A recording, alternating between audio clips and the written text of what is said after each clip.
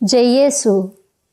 प्रिय भाइयों और बहनों, हमारे प्रियजन या जिन्हें हम प्यार करते हैं, अगर वे हमें नज़रअंदाज करने लगे और अस्वीकार करें तो हमारी क्या प्रतिक्रिया होगी या हमारा क्या अनुभव होगा।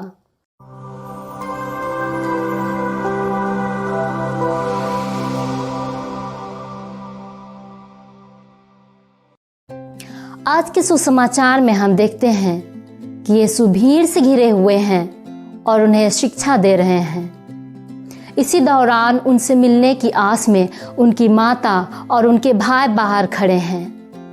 बाहर खड़ी उनके परिवार की उपस्थिति के बारे में यीशु को बताया जाता है। अब क्या कारण हो सकता है कि यीशु की माता और उनके भाई उनकी खोज में आए हैं या उनसे मिलने आए हैं। मार्कुस के 3 अध्याय में हम देखते हैं कि यहूदियों के नेता और धर्म गुरु यीशु के विरुद्ध षड्यंत्र रच रहे थे और उन पर अलग अलग तरह के दोषारोपण कर रहे थे। कभी पापियों और नाकेदारों के दोस्त कहकर उन पर दोष लगाते हैं तो कभी उन्हें ईशनिंदक, पेटू, नियम तोड़ने वाला और यहाँ तक कि पागल भी समझते हैं। इन सब चीज़ों को देखते हुए यीशु के परिवार वाले सचेत हो जाते हैं। उन पर मंडराती खतरे को देखकर शायद एक प्रकार से उनके मन में डर पैदा हो गई थी। यही कारण है कि क्यों उनकी माता और उनके भाई यीशु की तलाश में आ गए थे।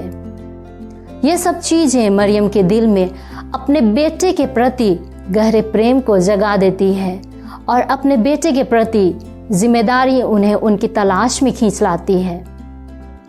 मरियम यीशु की बायोलॉजिकल मदर यानी जैविक माँ है, लेकिन मरियम का मातृत्व उससे कहीं बढ़कर है।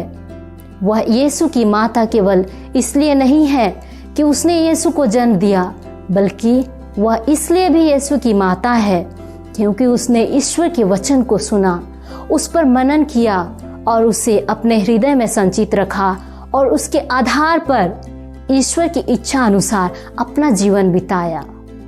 अतः जैसे प्रभु यीशु सुसमाचार में कहते हैं, जो ईश्वर की इच्छा पूरी करता है वही है मेरा भाई, मेरी बहन और मेरी माता। उस कथन के अनुसार भी मरियम यीशु की माता कहलाने योग्य सभी गुणों से संपन्न है। कौन है मेरी माता, कौन है मेरे भाई?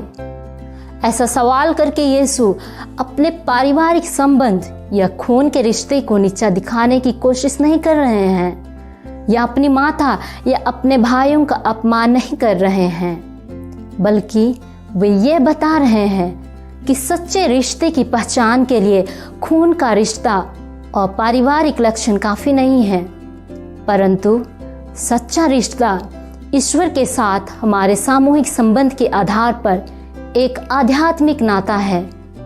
हर कोई जो ईश्वर की इच्छा पर केंद्रित अपना जीवन बिताते हैं, वे सभी आध्यात्मिक रूप से एक दूसरे के साथ बंधे हुए हैं, एक दूसरे के साथ उनका रिश्ता जुड़ा हुआ है।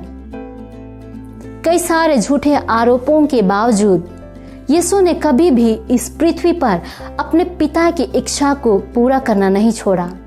जब हमारे जीवन में इस तरह की परिस्थिति आती है, हम पर झूठे आरोप लगते हैं, हमारी निंदा की जाती है या जब हमें परेशान किया जाता है, तब हम क्या करते हैं? हमारी प्रतिक्रिया क्या होती है? इस पृथ्वी पर हमारे व्यक्तित्व की पहचान हमारे परिवार और विस्तृत परिवार के आधार पर होती है, लेकिन यीशु हमारे पारिवारिक रिश्ते और नजदीकी संबंध की सीमा से बाहर जाने के लिए आमंत्रित करते हैं और ईश्वर की इच्छा अनुसार जीते हुए एक दूसरों के साथ ईश्वर की आशीष और प्रेम को बांटते हुए हमें यीशु के आध्यात्मिक भाई, बहन और माता बनने के लिए बुलाते हैं। आमीन।